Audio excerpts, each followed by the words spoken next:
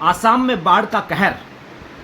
अगर राम मंदिर प्रदर्शन, सीजेपी आंदोलन और संसद के हंगामे पर होने वाले विचार मंथन से फुर्सत मिल गई हो तो एक बार भारत के सबसे खूबसूरत राज्य असम के हालात पर भी चर्चा कर लीजिएगा। वो इन दिनों जीवन और मरण के उस दौर में है कि शायद ऐसी स्थिति के लिए कोई भी नहीं आना चाहेगा। असम में एक बार फिर से बाढ़ आई है। नदियां उफान पर है, गांव पानी में डूबे हैं और खेत बर्बाद हो चुके हैं। लाखों लोग संकट में हैं, लेकिन अगर किसी चीज़ पर बाढ़ का असर नहीं पड़ा है तो वो है हर साल दोहराए जाने वाले वादे और राजनीतिक बयान। जैसे ही बारिश तेज होती है वैसे ही प्रेस कॉन्फ्रेंस और भी तेज हो जाती है। नेताओं के हेलीकॉप्टर उड़ते हैं, हवाई सर्वे किए जाते हैं, अधिकारियों की बैठकें होती है और राहत के ऐलान भी किए जाते हैं और फिर अगले मानसून तक सब कुछ सामान्य मान लिया जाता है। असम के आंकड़े बताते हैं कि सैकड़ों गांव जलमग्न हैं, लगभग 2 लाख लोग प्रभावित हैं और हजारों हेक्टेयर फसल पानी में समा चुकी है।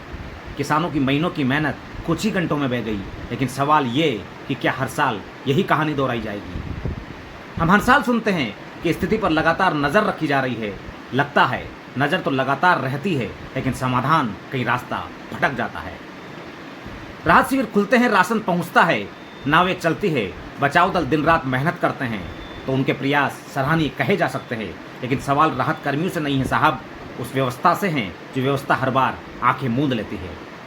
अगर हर साल वही जिले डूबते हैं, वही गांव पानी में घिरते हैं और वही लोग बेघर होते हैं, तो क्या अब समय स्थायी समाधान पर गंभीरता से काम करने का नहीं है? सरकार ने राहत के तौर पर सब्सिडी मंजूर की है, बाढ़ प्रभावित लोगों के लोन की किस्तों पर 6 महीने की मोहलत भी दे दी है।